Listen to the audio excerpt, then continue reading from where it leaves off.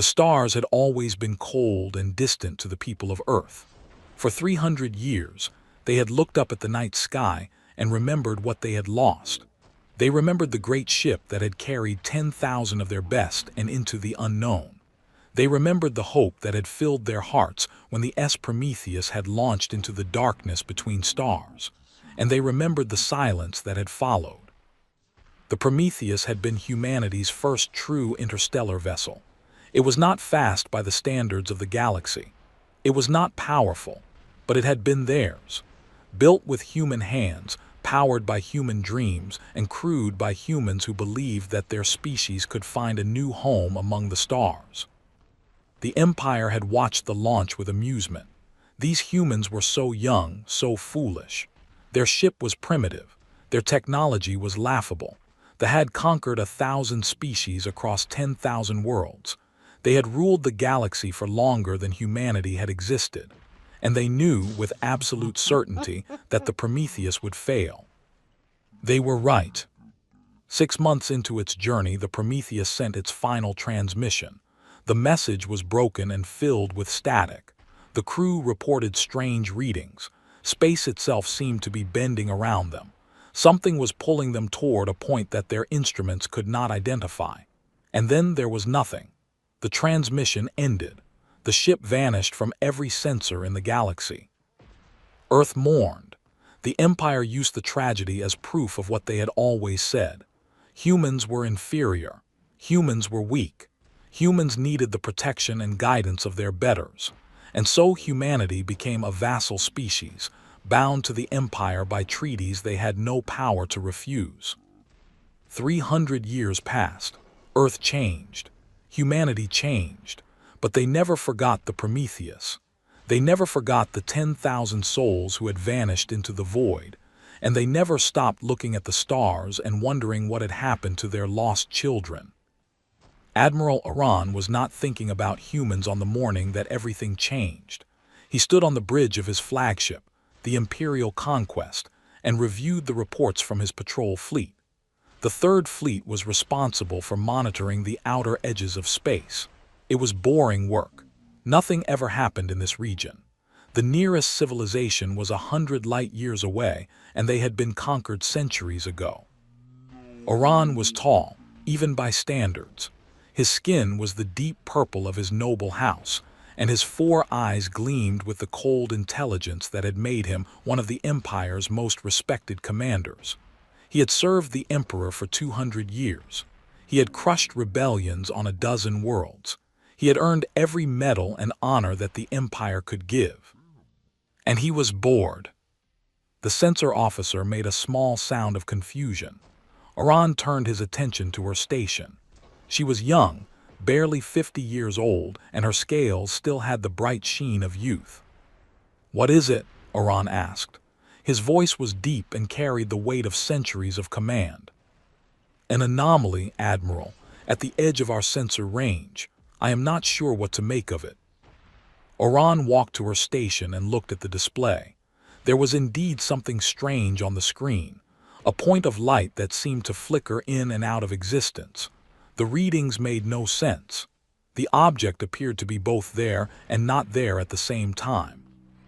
"A sensor malfunction," Aran said. "Run a diagnostic." "I already have, Admiral, 3 times. The sensors are functioning perfectly. Whatever this is, it is real." Aran frowned. In 200 years of service, he had seen many strange things, but he had never seen anything like this. The anomaly seemed to be growing, or perhaps it was getting closer. It was hard to tell. "Send a probe," he ordered. The probe launched and sped toward the anomaly.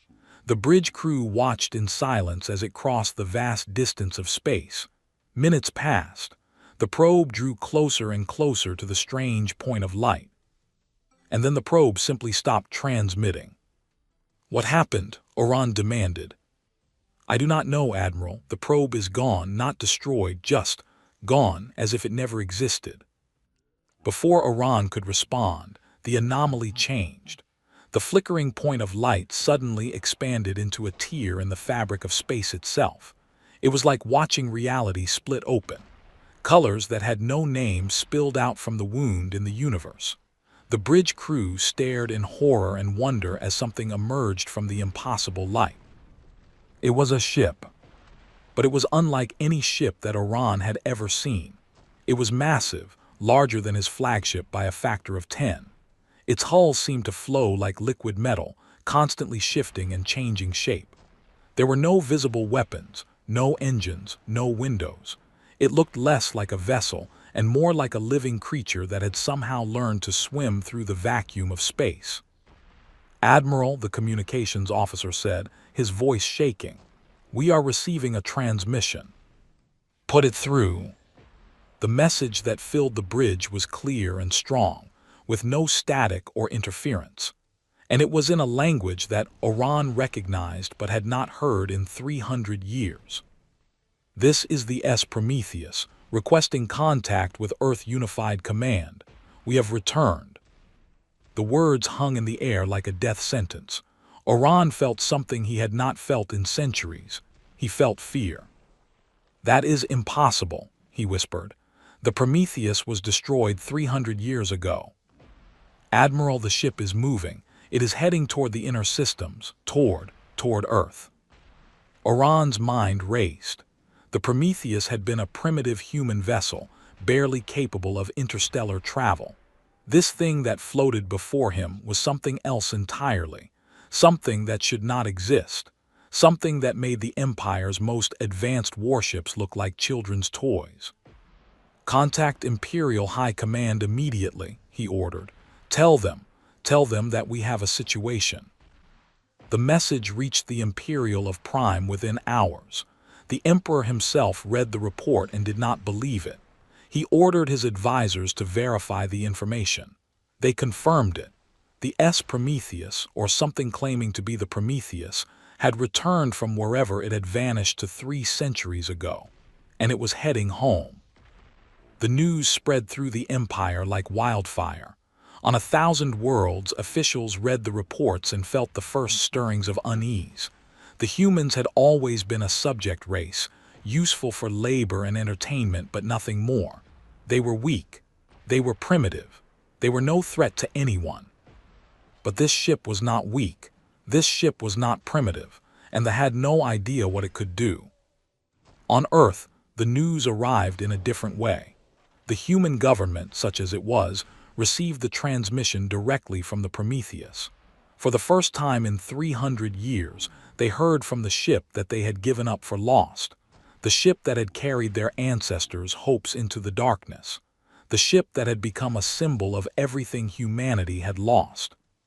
Prime Minister Helena stood in her office and listened to the message again and again. She was old by human standards, nearly 90 years old, and she had spent her entire life under the shadow of rule. She had fought for every small freedom that humanity still possessed. She had watched her people be humiliated and exploited by their alien masters, and she had never truly believed that things could change. Now she was not so sure. "What do we know about this ship?" she asked her advisors. "Nothing, Prime Minister. Our sensors cannot penetrate its hull. We do not know how it moves, how it is powered, or how it survived for 300 years. We do not even know if there are still humans aboard." "There are humans aboard," said. "I can feel it. Our people have come home." They did not share her sentiment. Within hours of the Prometheus's appearance, the Imperial Third Fleet moved to intercept it.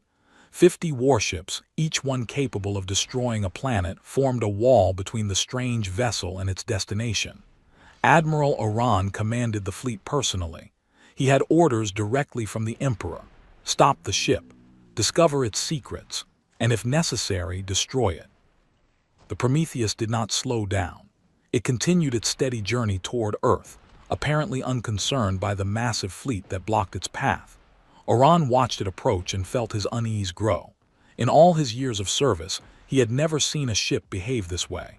Every vessel he had ever encountered had either fled from the Imperial fleet or tried to fight it. This ship did neither. It simply continued on its course, as if the 50 warships before it were nothing more than empty space. "Open a channel," Orion ordered. "Tell them to stop and prepare to be boarded." The message was sent. There was no response. Tell them again. Warn them that we will open fire if they do not comply. Again, no response. The Prometheus continued to approach. It was close enough now that Oran could see it clearly on the main display. The ship was even stranger up close. Its surface seemed to ripple and flow like water. Patterns of light moved across its hull, forming shapes that hurt his eyes to look at. All ships prepare to fire, Oran said, on my command. His finger hovered over the button that would unleash the combined firepower of 50 Imperial warships. It was enough force to crack a moon. Nothing could survive such an attack. And then the Prometheus spoke again. Admiral Oran of the Imperial Third Fleet, we mean you no harm. We are simply going home. Please do not force us to demonstrate our capabilities. We would prefer not to frighten you. The words were calm and polite. There was no threat in them, no aggression. And yet Oran felt a chill run down his spine. There was something in the voice that spoke those words. Something ancient. Something powerful. Something that regarded his fleet the way he might regard an insect. This is your final warning, Oran said, though his voice had lost some of its strength. Stop your vessel immediately or we will open fire. Very well, the voice from the Prometheus replied. We understand that you must make your report. We will give you something to report. The ship changed. There was no other way to describe it. One moment it was a strange but solid vessel floating in space. The next moment it was something else. The hull seemed to unfold like a flower blooming in fast motion. Structures emerged from within, structures that made no geometric sense. The ship expanded and contracted at the same time. It became larger and smaller. It was everywhere and nowhere. And then, for just a moment, every ship in the Imperial fleet lost power. It lasted only a second, a single heartbeat, but in that second every system on every ship simply stopped working. Engines died, weapons went offline, life support failed. For one terrible moment, 50 Imperial warships became 50 metal coffins drifting through the void. Then the power returned. Systems came back online. The crews gasped for breath and checked their instruments. Everything was working again. Nothing had been damaged. But everyone understood what had happened. The Prometheus had made its point. It could have destroyed them all. It could have killed on every ship without breaking a sweat. And it had chosen not to. Admiral, the communications officer, whispered, "They are hailing us again." Oran nodded slowly. He felt very old suddenly, very small, very mortal. "Put it through," he said. The voice from the Prometheus was gentle now, almost kind. "We have no quarrel with you, Admiral. We have no desire for war or conquest. We simply want to return to and see our people again. Please let us pass. We have been away from home for a very long time." Oran looked at his display. His ships were intact. His crews were alive. The Prometheus had shown mercy when it could have shown destruction. And he realized with a certainty that went beyond logic that there was nothing he could do to stop this ship. All the power of the Empire, all the weapons and warships and soldiers, meant nothing against whatever the Prometheus had become. "Stand down," he ordered quietly. "Let them pass." The bridge crew stared at him in shock. No one questioned his order. They had all felt the power of the Prometheus. They all knew that resistance was futile. The strange ship continued on its way, leaving the Imperial fleet behind. It moved through space with a grace that seemed almost lazy, as if the vast distances between stars were nothing more than short walks in a garden. Oran watched it go and knew that nothing would ever be the same again. On Earth, people looked up at the sky and saw a new star appear. It was brighter than any star they had ever seen, and it was getting brighter by the hour. Word had spread about the Prometheus's return. For the first time in generations, humans gathered in the streets and watched the heavens with something other than despair in their hearts. They watched with hope. Prime Minister received regular updates on the ship's progress. It would arrive in Earth orbit within 2 days. They were demanding that she refuse to let it land. The Emperor himself had sent a message ordering her to turn the ship away. She read his words and smiled. For the first time in her long life, she did not obey. "Tell the Emperor that Earth welcomes its lost children," she said. "Tell him that the Prometheus has come home." The Empire was furious. The Emperor raged and threatened and promised terrible punishment. But there was nothing he could do. His fleet had already tried to stop the Prometheus and failed. His weapons were useless against it. His power, which had seemed so absolute for so long, suddenly meant nothing. And on the Prometheus, Commander stood on the bridge and watched her ancestral grow larger in them. She was tall and dark-skinned, with eyes that held the wisdom of centuries and the fire of youth. Her ancestors had been among the original crew of the Prometheus. She had been born on the ship, in the strange place between places where they had spent 300 years. She had never seen Earth with her own eyes. But she had heard the stories. She had learned the history. She knew what her people had lost and what they had suffered, and she knew that their return would change everything.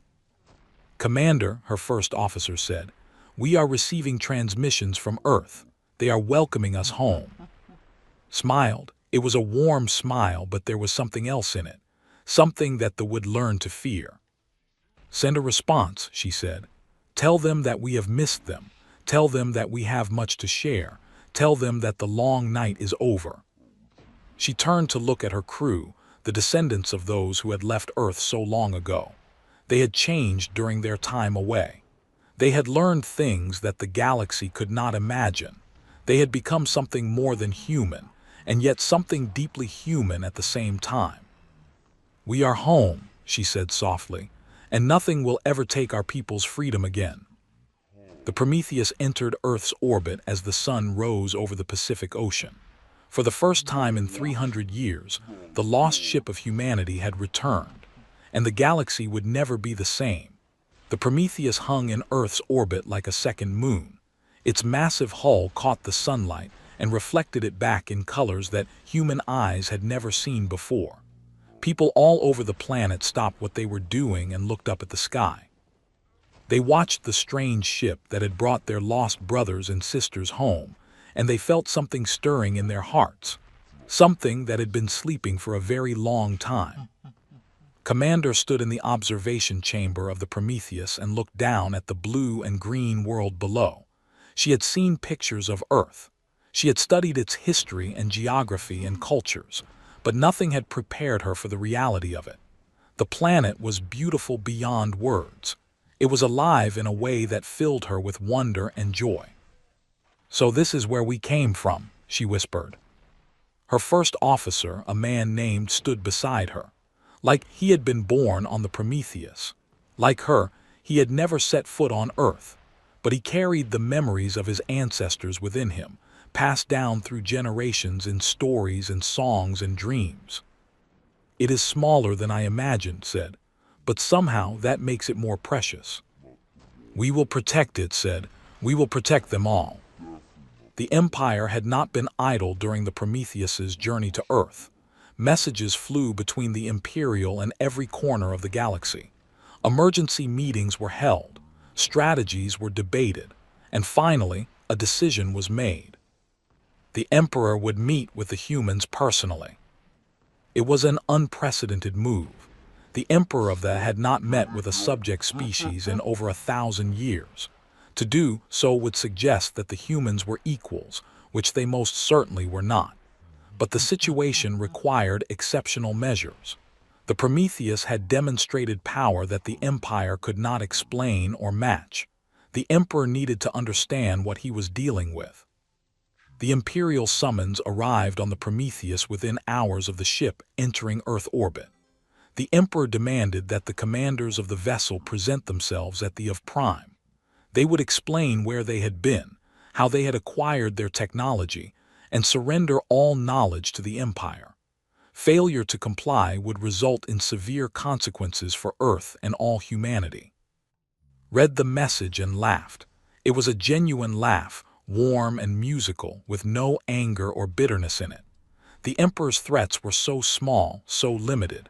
He had no idea what he was dealing with. Shall we ignore it? Asked.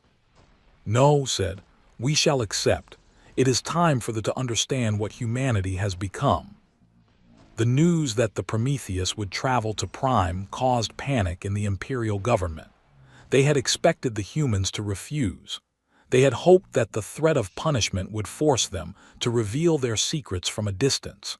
Now they had to actually host these strange humans on their most sacred world.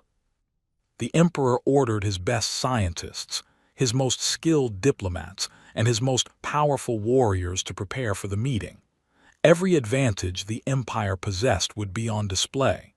The humans would be overwhelmed by the might and majesty of They would understand their place in the galaxy. The Prometheus arrived at Prime 3 days later. The journey should have taken weeks using conventional technology. The ship covered the distance as if it were nothing at all. One moment it was orbiting Earth, and the next it was floating in the space above the Imperial. Prime was an impressive world.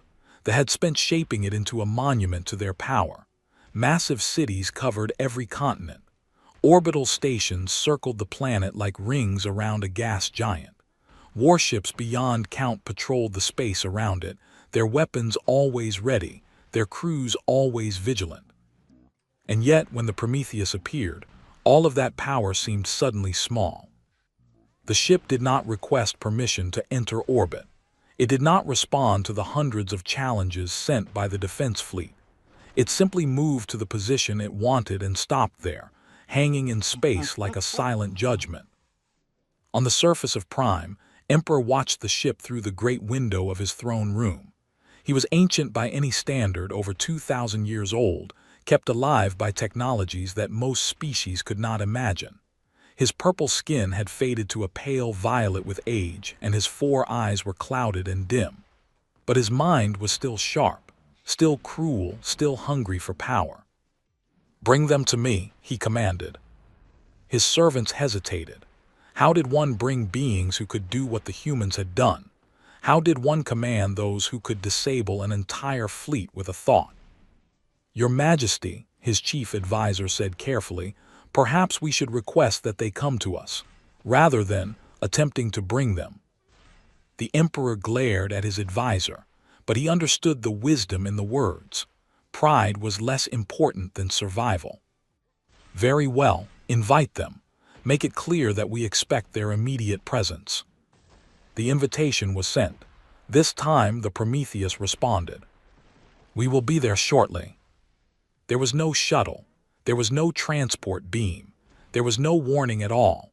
One moment the emperor's throne room was filled only with his guards and advisors.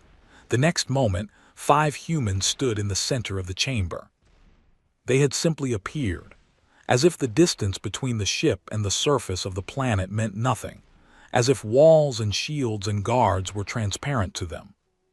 The guards raised their weapons. The advisors fell back in terror, but the emperor forced himself to remain calm. He was a ruler of 10,000 worlds. He would not show fear to these humans. Stepped forward. She wore a simple outfit of white and silver, with no decorations or weapons visible.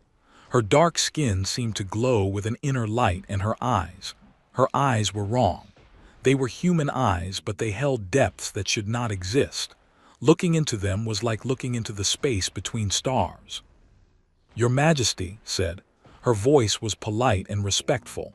"Thank you for your invitation. We are honored to meet the ruler of such a vast empire." The emperor studied her for a long moment. He had lived for 2,000 years. He had faced rebellions and invasions and assassination attempts beyond count.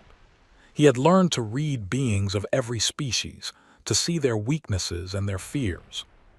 He could read nothing from this woman. "You are the commander of the vessel that appeared in our space?" he asked. "I am. My name is.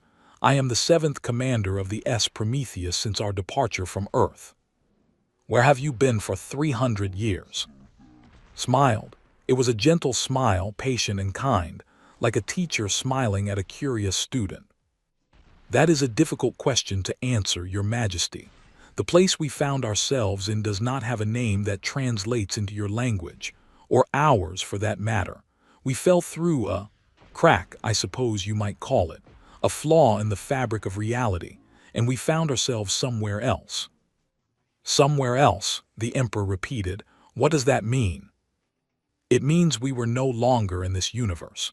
We were in a place between places, a realm where the rules of reality are different, where time and space and matter behave in ways that your scientists would call impossible.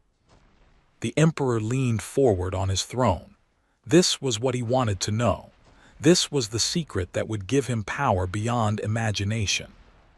And in this place, you learn to do the things you have done, to disable entire fleets, to travel across the galaxy in moments, to appear from nothing. Yes, said, and so much more. Then you will share this knowledge with the Empire. Your species is under our protection. All technologies developed by subject races belong to us. This is the law. Smile did not waver, but something changed in her eyes. The patience remained, but there was something else now. Something that made the Emperor's ancient heart beat faster with a fear he had not felt in centuries. Your Majesty, she said, we did not return to submit to your laws. We did not return to hand over our knowledge to an empire that has treated our people as slaves for 3 centuries. We returned because Earth is our home, and we remember what you have done to it. The throne room was silent. No one moved, no one breathed. You remember, the Emperor whispered. Everything. We remember the treaties you forced our ancestors to sign. We remember the resources you stole from our system. We remember the children who were taken to serve in your households. We remember the scientists who were forbidden from pursuing their research. We remember the dreams that were crushed, the hopes that were destroyed, the spirits that were broken. Stepped closer to the throne. The guards moved to stop her, but she passed through them as if they were made of smoke. They tried to grab her, but their hands found only empty air. She stopped directly in front of the Emperor, close enough to touch him if she wished. We remember 300 years of suffering, and we will not forget. The Emperor's hands gripped the arms of his throne so tightly that his claws left marks in the ancient metal. He wanted to call for his guards, to order them to destroy these humans, to burn their ship from the sky. But he knew it would be useless. He had seen what the Prometheus could do. He understood, perhaps for the first time in his long life, that he was facing something he could not defeat. What do you want? He asked. His voice was barely a whisper. Step back. Her smile returned, warm and almost sad. We do not want your empire, your majesty. We have no interest in ruling others. We simply want to return to our home and help our people remember what they are capable of. We want to teach them what we have learned. Not your weapons or your technologies, but something far more valuable. We want to teach them how to be free. And if I refuse, if I order my fleets to destroy Earth, if I decide that humanity is too dangerous to be allowed to exist, then you will fail, said simply. Your fleets cannot harm us. Your weapons cannot touch us. You could send every ship in your empire against the Prometheus, and it would change nothing. We would simply move Earth somewhere you could never find it, or we would move your ships somewhere they could never return from, or we would do something else that your minds cannot even imagine. She paused and looked around the throne room, at the gathered advisors and generals and nobles who had spent their lives believing that the Empire was the greatest power in the galaxy. We do not wish to be your enemies. We have no desire for revenge or destruction, but we will protect our people. No matter what you do, no matter what you threaten, Earth is our home and humanity is our family, and we will not let anyone hurt them again. The Emperor sat in silence for a long time. His advisors whispered among themselves, their fear evident in every gesture. His generals looked at their weapons and knew that they were useless. His entire world, everything he had built over 2,000 years, suddenly seemed fragile and small. You speak of teaching, he finally said. What will you teach them? Everything, replied. How to think in new ways, how to see the universe as it truly is, how to reach beyond the limits that you placed on them. It will take time. Generations, perhaps, but humanity will grow. We will learn. We will become something new.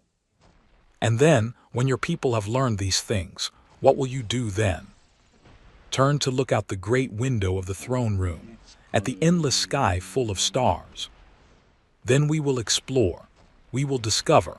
We will meet other species and share what we know with those who wish to learn. We will find the cracks in reality that we fell through, and we will understand them. We will ask questions that have never been asked before, and we will find answers that no one has ever imagined. She turned back to the emperor. The universe is vast beyond comprehension, Your Majesty. There is room enough for everyone. They can continue to rule their empire. The other species can continue their lives as they have always done, and humanity will follow its own path, wherever it leads. You expect me to simply accept this, to allow a subject race to declare itself our equal.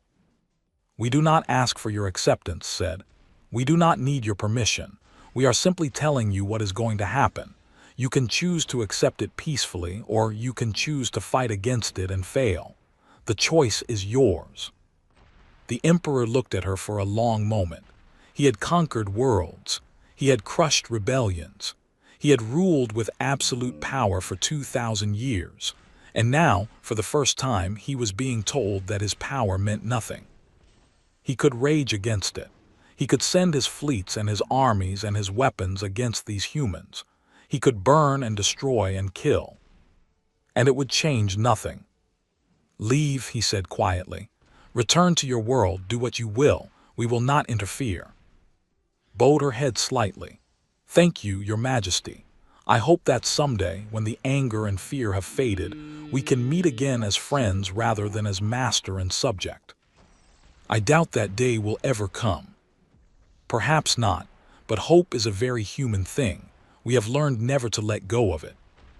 She turned to her companions, the 4 other members of the Prometheus crew who had stood silently throughout the meeting. They all smiled at her, their eyes holding the same strange depths as hers. Let us go home, she said. And just like that, they were gone. The throne room was empty except for the humans had vanished as completely as they had appeared, leaving nothing behind but the memory of their words and the weight of their promises. The emperor sat on his throne for a long time after they left. His advisors spoke to him, but he did not hear their words. His generals made plans for defense and attack, but he knew they were meaningless.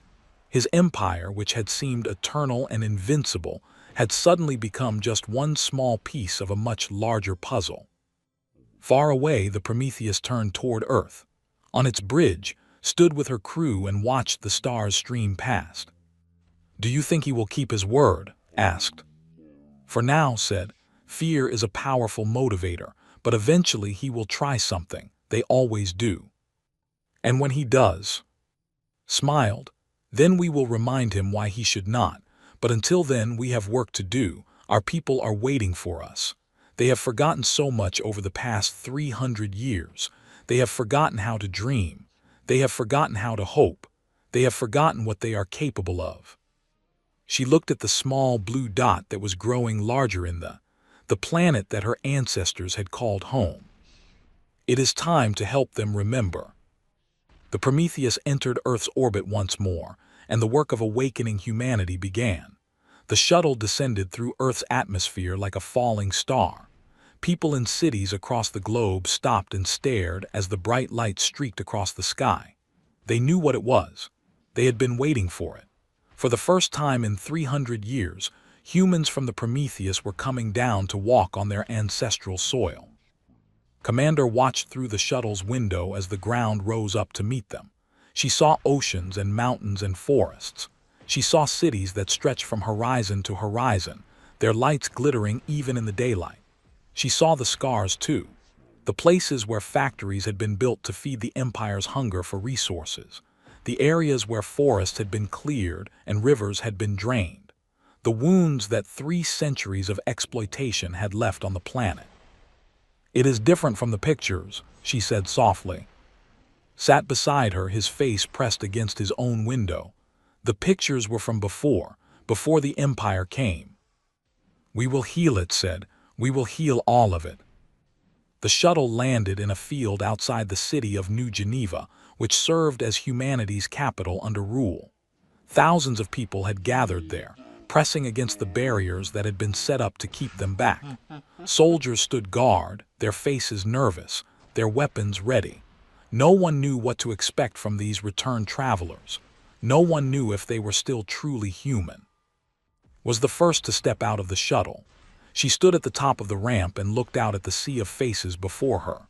So many people, so many of her people, who had never seen the stars except as distant lights in the sky, who had been told their entire lives that humanity was weak, that humanity was inferior, that humanity needed the protection of their alien masters. She took a deep breath. The air smelled different here. It smelled of life and growth and home. And then she walked down the ramp and set foot on Earth for the first time. The crowd was silent for a moment. They watched this tall, dark-skinned woman with her strange eyes and her calm smile.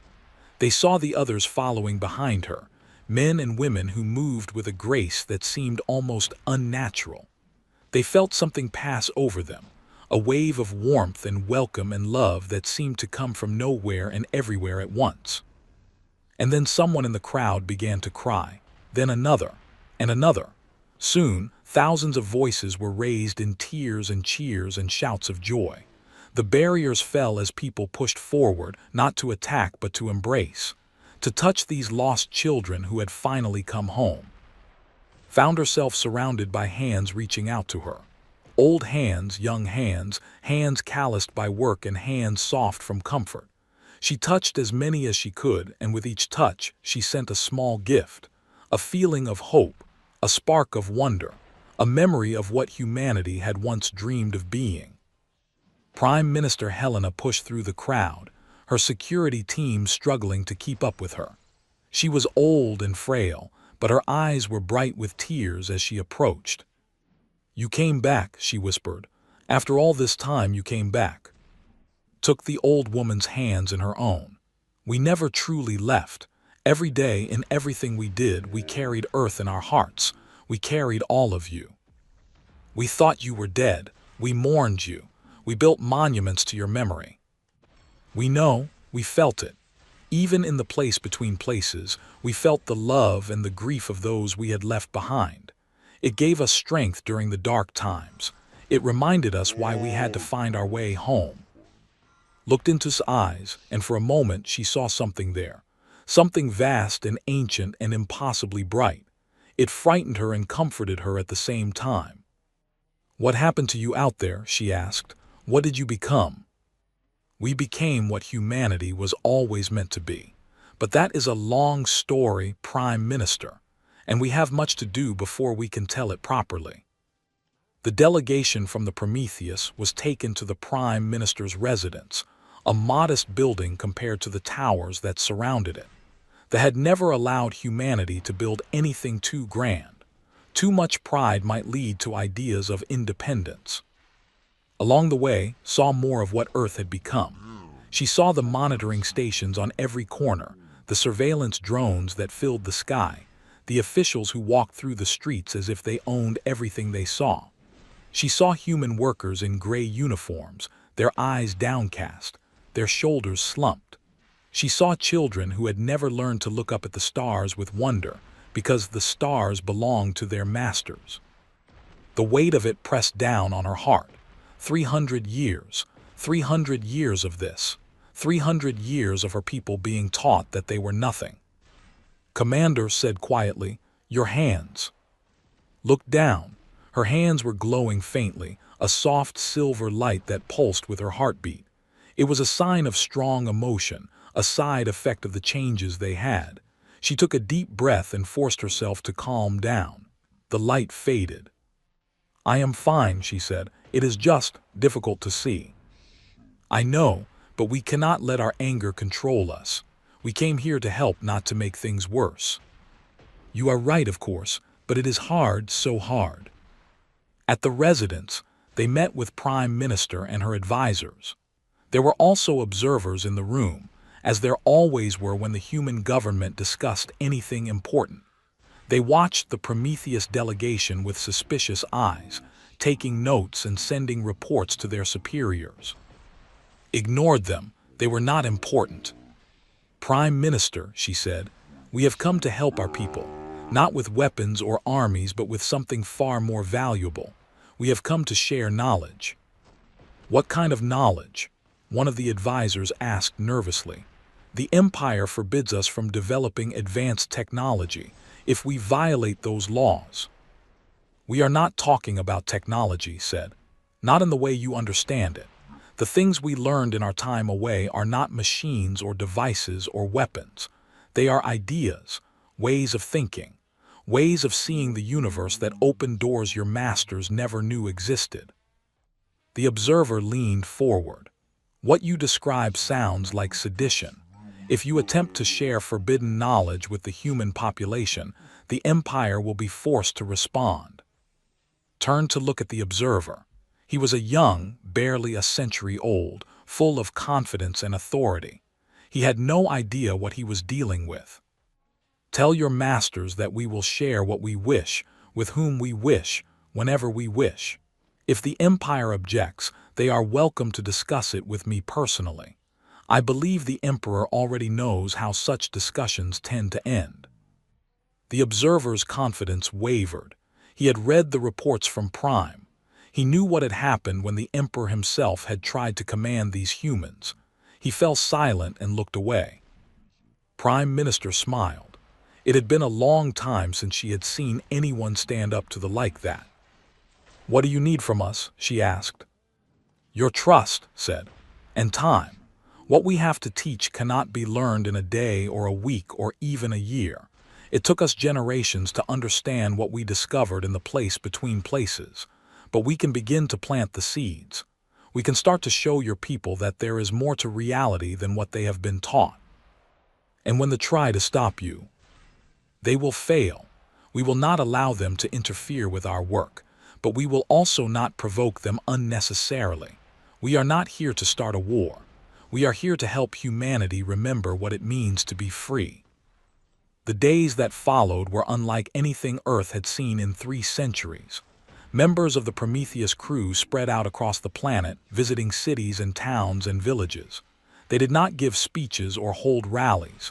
They simply talked to people, ordinary people, workers and teachers and farmers and children. They sat with them, shared meals with them, listened to their stories. And in those quiet conversations, they planted seeds. To a young girl who dreamed of becoming a scientist, they spoke of the wonders that lay beyond the known universe. They told her of dimensions where mathematics was alive, where equations danced and sang and told stories that no human had ever heard. They showed her, just for a moment, a glimpse of what her mind could become if she learned to think in new ways. To an old man who had given up hope long ago, they spoke of patience and persistence. They told him stories of the original Prometheus crew, of how they had survived for years in a place that made no sense, clinging to their humanity against impossible odds. They reminded him that the human spirit could endure anything, if it chose to. To a factory worker who had never been allowed to question his place in the world, they spoke of potential. They showed him that his mind was not a machine designed to perform simple tasks, but an incredible instrument capable of understanding the deepest truths of existence. They taught him one small lesson, just one, and watched his eyes light up with wonder. Everywhere they went, they left behind a spark, a small flame of curiosity and hope that began to spread from person to person. They observed and reported and worried, but they could not stop what was happening. The Prometheus crew were not breaking any laws. They were not distributing weapons or technologies. They were simply talking. But ideas are more dangerous than any weapon. The Imperial observer assigned to Earth was named L. He was an experienced administrator who had spent decades managing subject populations. He had seen rebellions born and crushed. He had watched species rise up against the Empire and fall. He knew all the signs of trouble. And he was deeply afraid. "They are doing something," he reported to his superiors. "I cannot identify exactly what it is. They speak in riddles and metaphors. They discuss philosophy and mathematics and art, nothing that our regulations specifically forbid. But wherever they go, the humans change. They become different." "Different how?" his superior demanded. "They start to question things. They look at the sky with new eyes. They speak of possibilities that should be beyond their understanding. It is as if the Prometheus crew are awakening something that has been sleeping in the human species." "Can you arrest them? Find some violation, some excuse to stop them?" "I have tried. They have broken no laws, and when our soldiers approach them—" El hesitated. "The soldiers become confused. They forget their orders. They walk away with strange expressions on their faces as if they have seen something that changed them. This is unacceptable. The Emperor has ordered that the humans be monitored closely. If they are spreading forbidden knowledge, they must be stopped." "How every attempt we have made has failed. The Prometheus itself still orbits Earth. Our sensors cannot penetrate it. Our weapons cannot reach it. And the crew are something we have never encountered before. They are human, but they are also something else, something we do not understand." The silence on the other end of the communication was long and heavy. "Continue to observe," his superior finally said. "Report everything. The Emperor will decide what action to take." Knew they were being watched. She felt the eyes on her wherever she went. She sensed their fear and their anger and their confusion. But she did not stop. She could not stop. Every day she saw more evidence of what the Empire had done to her people. Every day she met humans who had forgotten how to dream. One evening she found herself in a small village on the edge of a great forest. The forest itself was dying, poisoned by waste from a nearby processing facility that extracted metals for the Empire. The village had once been beautiful, its residents had told her. Now it was gray and silent, and the children coughed from the pollution in the air. An old woman approached her as the sun set. Her name was Maria, and she had lived in the village her entire life. She had watched the forest die. She had watched her children move away to find work in the cities. She had watched everything she loved fade into nothing. "Can you really help us?" Maria asked. "Can you really change anything?" Took the old woman's hands. They were rough and worn, the hands of someone who had worked hard her entire life and received little in return. "I cannot undo the past," said gently. "I cannot bring back the forest or the life that was here before, but I can show you something. May I?" Maria nodded, though she did not understand what was asking. Closed her eyes. She reached out with her mind, with the abilities she had developed over 3 centuries in the place between places, and she showed Maria a vision. In the vision, the forest was alive again. Trees reached toward the sky, their leaves shimmering with colors that did not exist in ordinary reality.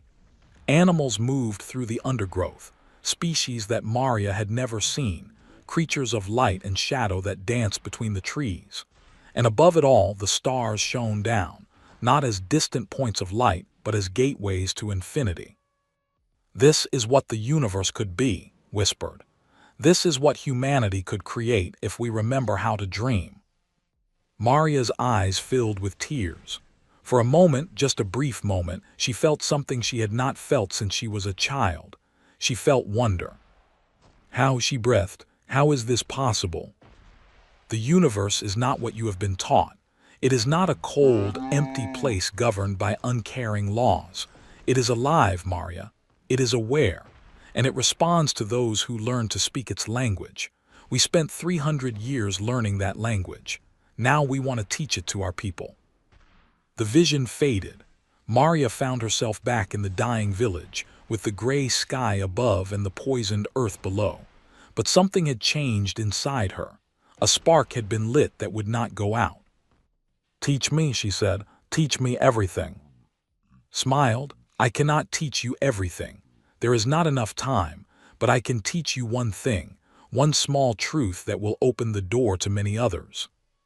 She leaned close and whispered something in Maria's ear. just a few words, a simple idea that seemed almost childish in its simplicity. But Maria's eyes widened. She repeated the words to herself, turning them over in her mind, and suddenly she understood. It was as if a locked door had swung open, revealing a room full of treasures she had never known existed. "I see," she whispered, "I see." "Tell others," said. "Share what you have learned, not the words themselves but the understanding behind them. Help them find their own doors to open. But they will try to stop us. Let them try. Ideas cannot be killed. Once a truth is known, it cannot be unknown. The spark we are planting will spread from person to person, village to village, city to city. It will take time, but eventually it will light a fire that no empire can extinguish." Maria looked at with new eyes. She saw the woman from the stars not as a savior or a conqueror, but as something else. A gardener, perhaps, someone who planted seeds and trusted them to grow. "Thank you," Maria said. "Thank you for coming home." "Thank the universe," replied. "It was the universe that brought us back. We are only its messengers." High above Earth, the Prometheus watched and waited. On its bridge, monitored reports from crew members across the planet. Everywhere, the same thing was happening. Humans were beginning to wake up. They were beginning to remember. The process was slow, but it was real. "They are increasing their surveillance," he reported. "They know something is happening, they just do not know what." Nodded. She had just returned from the village, and the memory of Maria's shining eyes still warmed her heart. "Let them watch," she said. "Let them report. Let them worry. By the time they understand what we are doing, it will be too late to stop it. And if they try something desperate, if they attack Earth directly, they will not. They fear us too much. And even if they did, we would protect our people, whatever it takes." Smiled. "You sound very confident." "I am. We spent 300 years in a place that should have destroyed us. We survived. We grew. We became something new. They have ruled for 2,000 years because no one has ever challenged them. They do not know how to deal with something they cannot conquer or control." She looked out at the stars, at the infinite blackness filled with infinite possibilities. Humanity is waking up, and when we finally open our eyes, the universe will never be the same. Below them, on a small blue planet that had been a prison for 300 years, the seeds of change took root and began to grow. The Emperor's patience had reached its limit. 6 months had passed since the Prometheus returned to Earth. 6 months of reports that made no sense. 6 months of watching humanity slowly transform into something the Empire could not understand. 6 months of fear growing in the hearts of those who had ruled the galaxy for 2,000 years. Emperor summoned his high council to the throne room of Prime. The most powerful beings in the Empire gathered before him, their faces grave, their minds troubled. Something had to be done about the humans, something decisive. "The situation is no longer acceptable," the Emperor declared. His voice was stronger than it had been during his last meeting with the humans. Time and anger had restored some of his fire.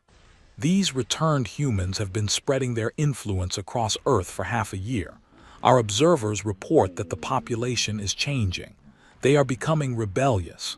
They are beginning to question our authority." "Perhaps a show of force," suggested Admiral Iran, who had been recalled from the outer territories to advise the council. "A fleet demonstration to remind them of our power." "And if they disable our fleet again, as they did before?" asked the Minister of Internal Security. "The entire galaxy would see our humiliation." "Then we do not send a fleet," said another voice. "It belonged to Grand Scientist, the head of the Empire's research divisions. We have spent these past months studying every scrap of information about the Prometheus. I believe I have found a weakness." The Emperor leaned forward. "Speak." Stepped into the center of the chamber. He was old, nearly as old as the Emperor himself, and his scales had faded to a pale gray. But his mind was still sharp, still hungry for knowledge. The Prometheus crew have demonstrated remarkable abilities. They can appear and disappear at will. They can disable technology with a thought. They can plant ideas in the minds of others. But in all of this, they have shown one consistent behavior. They do not kill. They do not destroy. They demonstrate their power, but they always hold back. "You think this is a weakness?" the Admiral asked skeptically. "I think it is a choice, and choices can be exploited. If the humans from the Prometheus refuse to cause harm, then we can push them to a point where they must either abandon that principle or allow us to act against them. We can force them to reveal the limits of their power." "How?" the Emperor demanded. "We do not attack the Prometheus. We attack Earth itself, not with warships that can be disabled, but with something more subtle, something that will force the humans to make an impossible choice." The plan took 2 weeks to prepare. They moved quietly, secretly, using their most trusted agents and their most advanced technology. They did not send a fleet. They did not make threats. They simply put into place a series of devices hidden across Earth, devices designed to do one thing when activated. They would destroy all life on the planet. The devices were biological in nature, designed to release a plague that would spread faster than any cure could be developed. They had used such weapons before, against species that refused to submit. It was a final solution, reserved for the most stubborn problems. The humans would have a choice: surrender the Prometheus and all of its secrets, or watch their die. Since the threat before they made their announcement, she was sitting in the garden of a small house in South America, teaching a group of children to see the mathematics that lay hidden in the patterns of flowers, when a cold feeling washed over her. It was like a shadow passing across her heart, blocking out the warmth of the sun. She stood suddenly, her eyes distant. "Something is wrong," she said. The children looked at her with confusion. They had grown used to her strange ways, her moments of distance when she seemed to be listening to voices they could not hear. But this was different. This was fear. "Stay here," she told them. "Do not be afraid, everything will be all right." She closed her eyes and reached out with her mind, searching for the source of the darkness she had felt. And she found it. Not one source, but hundreds, thousands. Points of death scattered across the planet, waiting to be awakened. "No," she whispered, "they would not dare." But they had. The announcement came an hour later, broadcast on every channel in every language. "People of Earth, this is a message from your protectors, the Empire. We have discovered evidence that the crew of the Prometheus have been engaging in acts of sedition against imperial authority. This cannot be tolerated. We offer the following terms. The Prometheus and all of its crew will surrender themselves to imperial custody within 24 hours. If they refuse, we will be forced to take action to restore order on Earth. We hope such measures will not be necessary." The message was vague, but understood its true meaning. They had found a way to hurt humanity without facing the Prometheus directly. They had turned Earth itself into a hostage. She appeared on the bridge of the Prometheus moments later, her face grim. "They have done something terrible," she said too. "There are weapons hidden all over the planet, biological weapons. If we do not surrender, they will kill everyone." His face went pale. "Can we find the devices, destroy them?"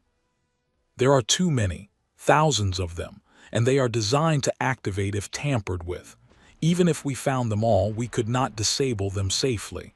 They have been clever." "Then what do? We cannot surrender. If they take the Prometheus, they will have access to everything we learned. They will become unstoppable." Was silent for a long moment. She looked out at Earth, the blue and green jewel that her people called home. Millions of lives hung in the balance. Everything they had worked for over the past 6 months, all the seeds they had planted, all the hope they had kindled, could be wiped out in an instant. "Call the crew," she finally said. "All of them, we need to talk." Within an hour, every member of the Prometheus crew had gathered in the ship's central chamber. There were 347 of them in total. the descendants of the original 10,000 who had left Earth 3 centuries ago. They had been born in the place between places, shaped by experiences that no other humans could understand. They were family in a way that went beyond blood. Told them about the threat. She explained the choice that faced them: surrender and save Earth, or refuse and watch their people die. "There is another option," said an older woman named Sarah. She had been one of the original crew, kept alive by the strange nature of the realm they had inhabited. "We could demonstrate the full extent of our abilities. We could remove them from Earth permanently." "You mean kill them?" another crew member asked. "I mean whatever is necessary. They have threatened to murder every human being on the planet. Why should we show them mercy?" There were murmurs of agreement from some. The anger was understandable. They had shown themselves willing to commit genocide. Why should the Prometheus hold back? But shook her head. "We spent 300 years in a place that could have driven us mad. We survived because we chose to remain human. We chose compassion over cruelty, understanding over fear. If we start killing now, even in self-defense, we become no different from those we oppose." "Then what do you suggest?" Sarah asked. "We cannot surrender, we cannot fight. What is left?" Smiled. It was a strange smile, calm and confident, as if she already knew the answer. "We show them what they are dealing with, not by destroying their fleet or killing their soldiers, by demonstrating a truth that their minds cannot accept, by showing them that their entire understanding of the universe is wrong." The crew looked at her with confusion. "I have been thinking about this for a long time," continued. "They are ancient. Their empire has lasted for 2,000 years.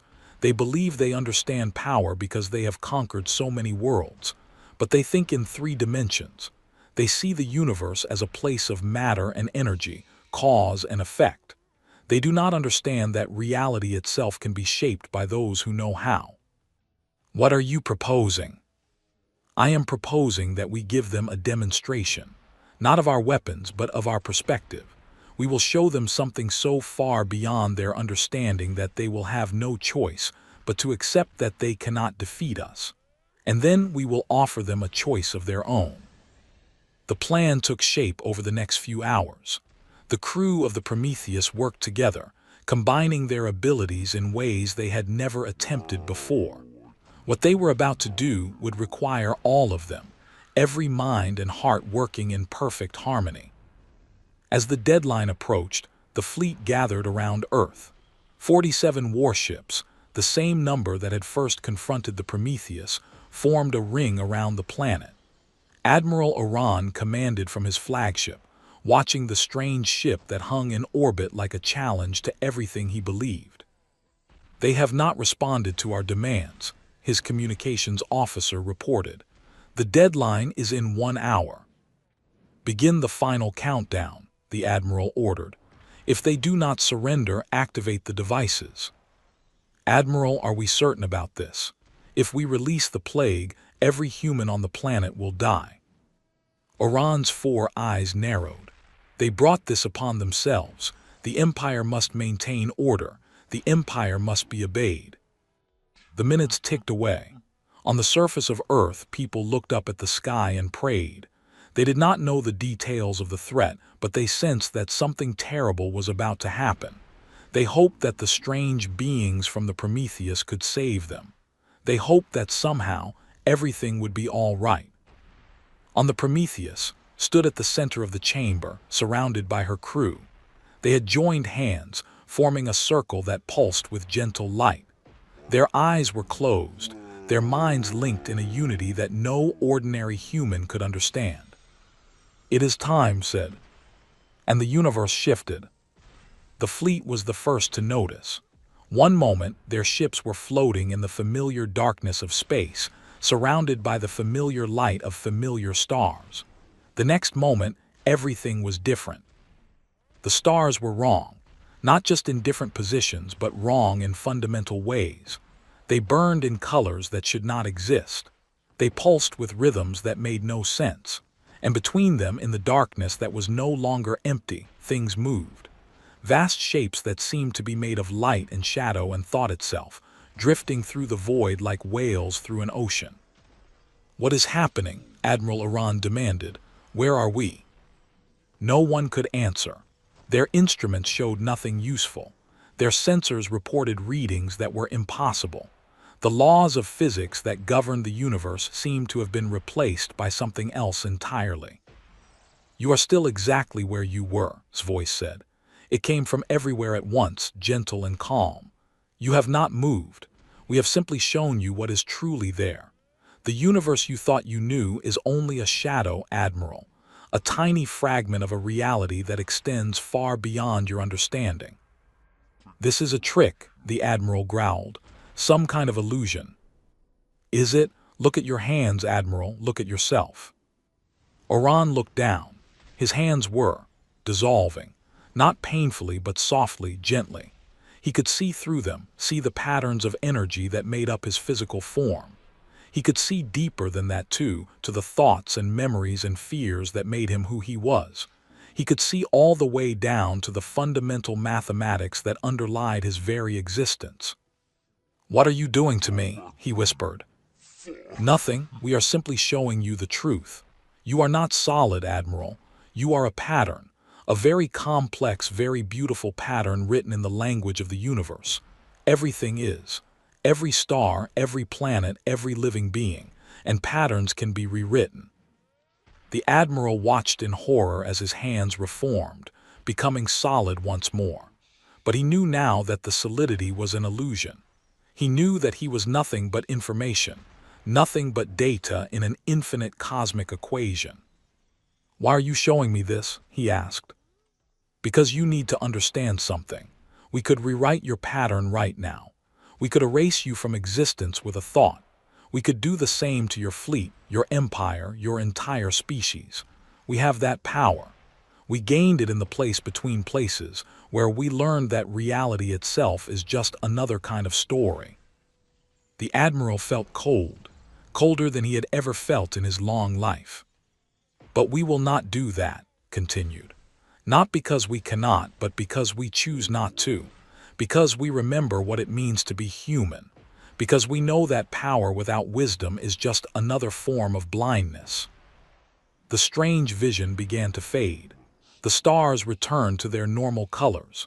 The vast shapes between them disappeared. The universe became familiar once more, just a cold expanse of matter and energy, cause and effect. But the memory remained, the knowledge that everything they thought they knew was wrong. "Here is our offer," Admiral said. "You will deactivate your weapons. You will withdraw your fleet from Earth space. You will release humanity from all treaties and obligations to the Empire. In return, we will not demonstrate the full extent of what we can do. We will allow the Empire to continue existing." "The Emperor will never accept this," the Admiral said, but his voice was weak. "The Emperor will accept it because he has no choice. You have seen what we are capable of.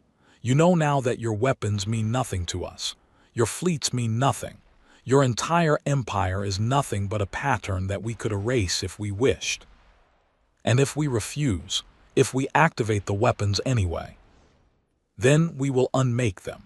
We will reach into every device you have hidden on Earth and rewrite their patterns into something harmless.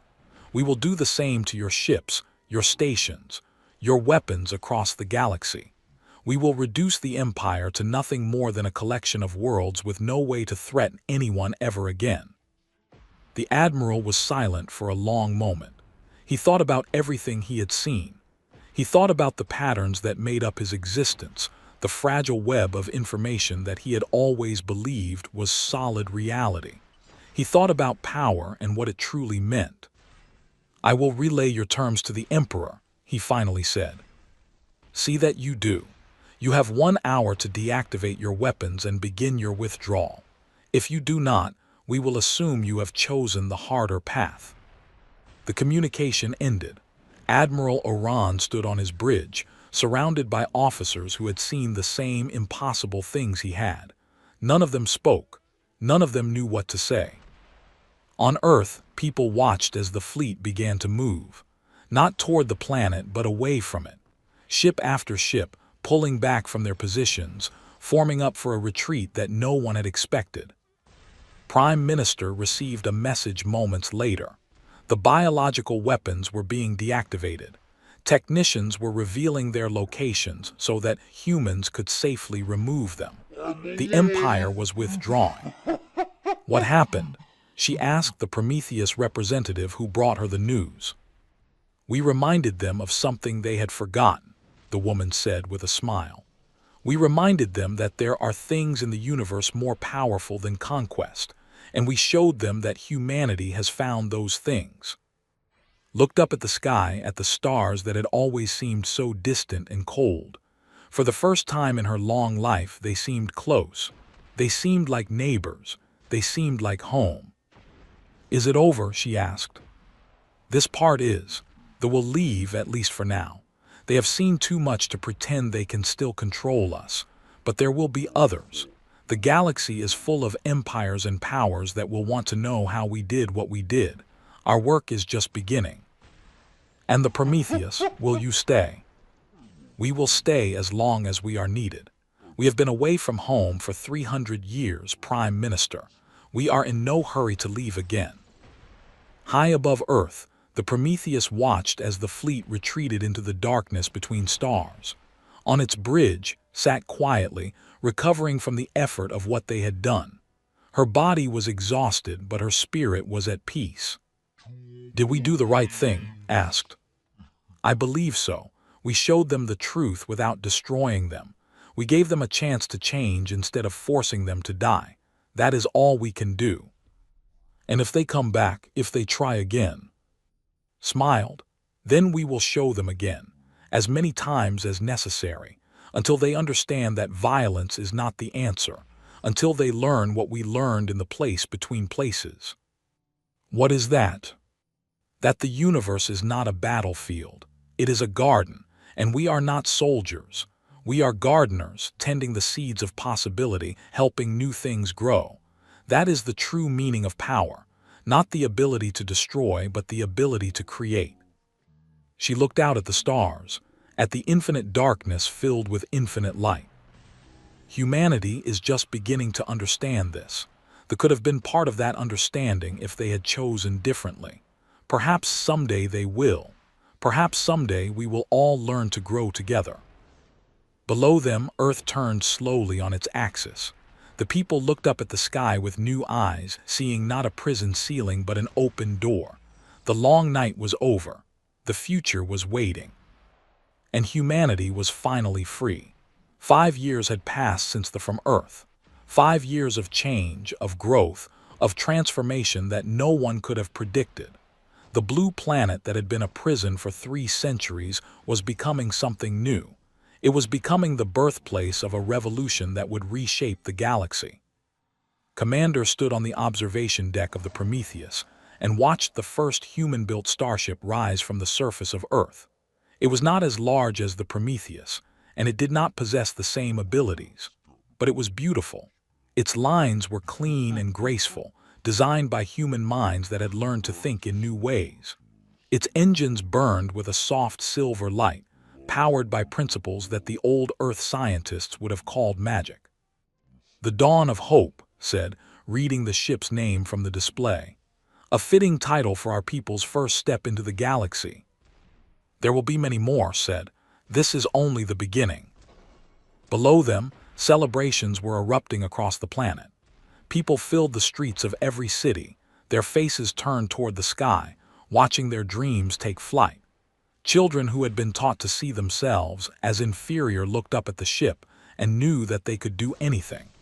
Old people who had given up hope long ago felt tears streaming down their faces as they witnessed what humanity could achieve. Prime Minister Helena had passed away 2 years earlier, but she had lived long enough to see the first changes take hold. She had watched as human scientists, guided by the Prometheus crew, began to develop technologies that did not exist anywhere else in the galaxy. She had seen schools transformed into places of wonder, where children learned not just facts and figures, but entirely new ways of understanding reality. She had felt the spirit of humanity awakening from its long sleep. Her last words had been simple: "We are free now, stay free." The new prime minister, a young woman named, had taken those words to heart. Under her leadership, Earth had begun to reach outward. Diplomatic missions were sent to other species in the region, not as subjects of but as equals. Trade agreements were negotiated. Alliances were formed. The word spread across the galaxy that humanity was no longer what it had been. The Empire watched from a distance, uncertain and afraid. The Emperor had not forgotten what the Prometheus had shown him. The vision of reality dissolving into patterns, of everything he believed being revealed as illusion, haunted his dreams. He had ordered his scientists to study what the humans were doing to try to understand their power. But the more they learned, the less they understood. "It is not technology," Grand Scientist reported in frustration. "It is not even science as we know it. They have found a way to interact with the fundamental structure of reality itself. Our physics cannot explain what they are doing. Our mathematics breaks down when we try to model it." "Then how do we defend against it?" the Emperor demanded. "We do not. We cannot. They are operating on a level that is beyond our reach. If they decided to destroy us, there is nothing we could do to stop them." "Then why do they not?" Was silent for a long moment. He had spent 5 years studying the humans, watching their progress, trying to understand their philosophy. And slowly, reluctantly, he had begun to believe that they meant what they said. "Because they truly do not want to," he finally said. "They have power that we cannot imagine, and they choose not to use it for conquest. They choose to teach instead. They choose to help instead of hurt. It is a kind of wisdom that we have never encountered before." The Emperor did not respond. He sat on his throne and thought about power and what it meant. For 2,000 years, he had believed that power was the ability to destroy. They had conquered the galaxy through strength and fear. They had built an empire on the broken backs of lesser species. And now, he was faced with a species that had found a different kind of power. A power that did not need to destroy to prove itself. A power that chose compassion over cruelty, creation over destruction. He did not understand it. He was not sure he ever would. But for the first time in his long life, he wondered if there might be another way. On Earth, the transformation continued. The Prometheus crew had kept their promise to teach, not with lectures or books, but with experience. They showed humans how to look at the universe differently. They guided them through mental exercises that opened doors to new ways of thinking. They shared the insights they had gained during their 300 years in the place between places. It was not easy. Many humans struggled with the concepts. Their minds had been shaped by centuries of limitation, taught to think in small terms, to accept boundaries that did not really exist. Breaking free of those patterns took time and effort. But some learned quickly. A young physicist named James was one of them. He had been working in a processing plant when the Prometheus returned, his brilliant mind wasted on tasks that any machine could perform. A member of the crew had found him and seen his potential. Now, 5 years later, he stood at the heart of Earth's new science academy, pushing the boundaries of human knowledge further than anyone had thought possible. "The breakthrough came when I stopped thinking of the universe as a machine," James explained to a group of students. "Machines follow rules. They do what they are designed to do, nothing more. But the universe is not a machine. It is more like a story that we are all writing together." His students looked at him with wide eyes. Some of them understood immediately. Others struggled, their minds still bound by old ways of thinking. But all of them felt something stirring inside them, a sense of possibility that their parents and grandparents had never known. Visited the academy often. She walked among the students, answering questions, offering guidance, planting seeds of understanding wherever she went. It filled her with joy to see how far humanity had come in such a short time. The species that had been crushed under rule for 3 centuries was rising, stronger and brighter than it had ever been before. "Do you ever regret it?" asked her one evening as they walked through the academy gardens. "Returning, I mean. We could have stayed in the place between places forever. We could have continued to explore and learn and grow. Instead, we came back to this small world with its small problems." Smiled. "These problems are not small. They are the most important problems in the universe. How do you teach a sleeping species to wake up? How do you help beings who have been taught they are worthless to see their own value? These are the questions that matter. But we could have done so much more out there. We could have explored the infinite reaches of reality, discovered truths that no being has ever known. And what would be the point? Knowledge that is not shared is meaningless. Power that is not used to help others is empty. We learned so much during our time away, but the most important thing we learned was this: we are not separate from each other. We are all connected, all part of the same vast pattern. When one of us suffers, we all suffer. When one of us rises, we all rise." She looked up at the stars, at the infinite darkness that was no longer dark to her eyes. Our people needed us. They needed to know that they were not alone, that they had not been forgotten. They needed to see that there was more to existence than serving others. We could not abandon them to that fate, not when we had the power to change it. Nodded slowly. He had struggled with the same questions himself, especially in the early days after their return. But watching humanity transform over the past 5 years had convinced him that they had made the right choice. "The dawn of hope is beautiful," he said, changing the subject. "Human engineers designed it, but I can see our influence in its lines. They are learning faster than we expected. In another generation, they may surpass what we can teach them. They will find their own paths, discover their own truths. That is how it should be." "And what will we do then, when they no longer need us?" Considered the question. It was something she had thought about often. The crew of the Prometheus had spent 300 years away from home. They had become something more than human, connected to the fabric of reality in ways that ordinary people could not yet imagine. They belonged to Earth, but they also belonged to the universe. They were bridges between what humanity was and what it could become. "We will continue to explore," she said finally. "The place between places is not the only realm beyond ordinary reality. There are others, infinite others. We will seek them out, learn what they have to teach, and bring that knowledge back to share." An endless journey. Yes, but not a lonely one. We will always have each other. We will always have home to return to. And eventually, when humanity is ready, some of them will join us. The universe is vast. There is room for all of us. The months that followed brought more changes.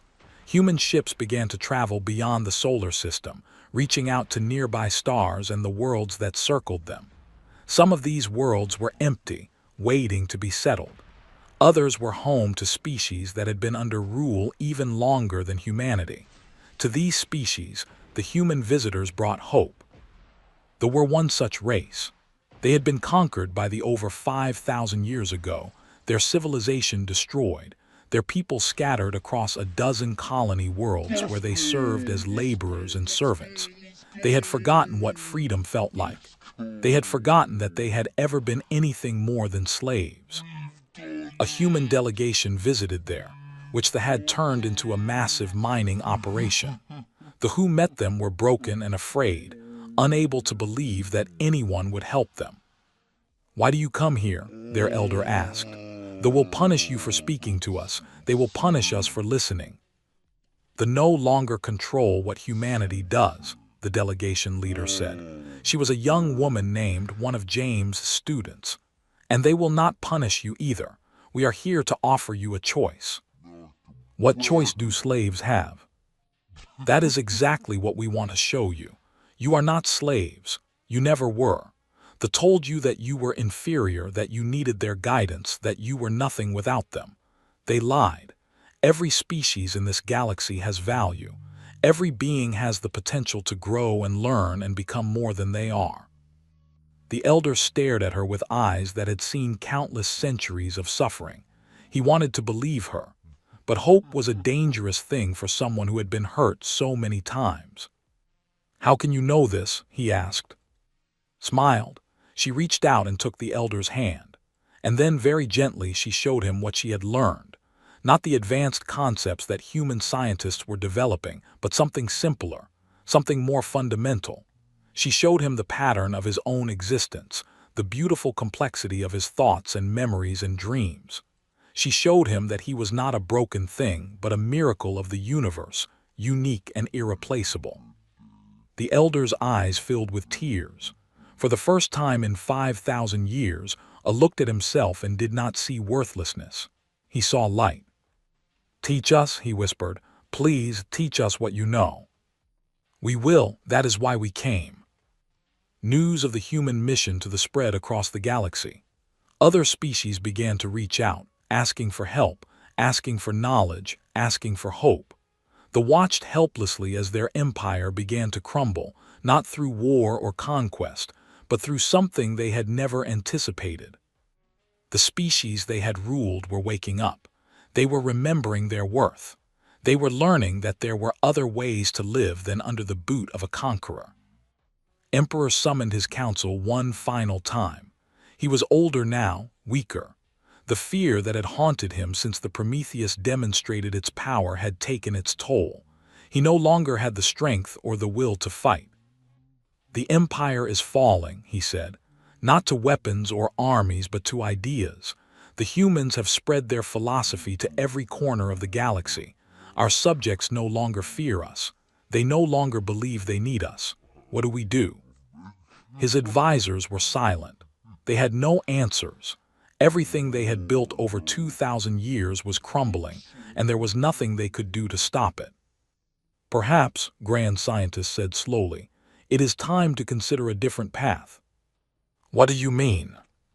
"The humans do not seek to destroy us. They never have. They offer knowledge to any who wish to learn, even their former enemies. Perhaps it is time for them to learn as well." The Emperor stared at him. The suggestion was unthinkable. They were the masters of the galaxy, not students. They did not learn from lesser species. But were humans lesser? After everything he had seen, after the vision that still haunted his dreams, could he really believe that? "You suggest that we humble ourselves before those we once ruled." "I suggest that we survive.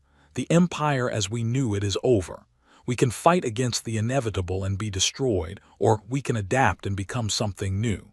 The humans say that all beings have the potential to grow, perhaps even the—" The Emperor was silent for a long time. He thought about power and what it truly meant.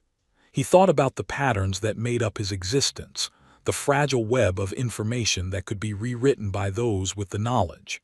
He thought about 2,000 years of conquest and domination, and the empty throne it had left him sitting on. "Contact the humans," he finally said. Tell them we wish to talk." On Earth received the message with a mixture of surprise and hope. She had not expected them to reach out, not so soon. But she had always believed that even the most stubborn minds could change, given enough time. "They want to meet," she told. "They want to learn." "Can we trust them?" "We can give them a chance. That is all anyone can ask for. The path they choose to walk is up to them." She looked out at the sky, at the stars that were no longer distant points of light but doorways to infinity. Humanity was spreading across the galaxy, sharing what they had learned, helping others remember their worth. They were learning to dream again. They were considering a new path. Everything was changing. "Do you remember what we felt when we first fell into the place between places?" she asked. "The fear, the confusion, the sense that everything we knew was wrong." "I remember. We thought it was the end. We thought we were lost forever. But it was not the end.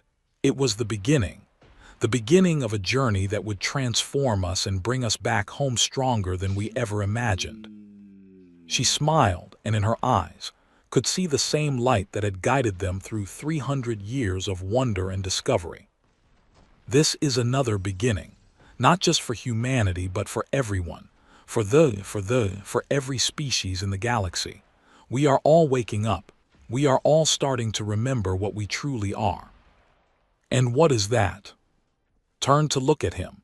This man who had been her friend and companion for centuries, who had shared every moment of their incredible journey. We are the universe becoming aware of itself. We are patterns of light and thought written in the language of existence. We are infinite potential waiting to be realized. And most importantly, we are not alone. We never have been. She reached out and took his hand. The place between places taught us that everything is connected. Every star, every planet, every being in every corner of reality. We are all part of the same vast story, and the story is just beginning. Far below them, on the surface of Earth, a young girl looked up at the night sky. She saw the stars shining down on her, and for the first time in her life, she felt that they were welcoming her. She felt that they were calling to her, inviting her to come and explore, to learn and grow and become more than she had ever dreamed. She smiled and made a wish that would carry her to the stars, to the place between places, to the infinite wonders that waited beyond the edge of everything she knew. And somewhere in the darkness between the stars, the universe smiled back.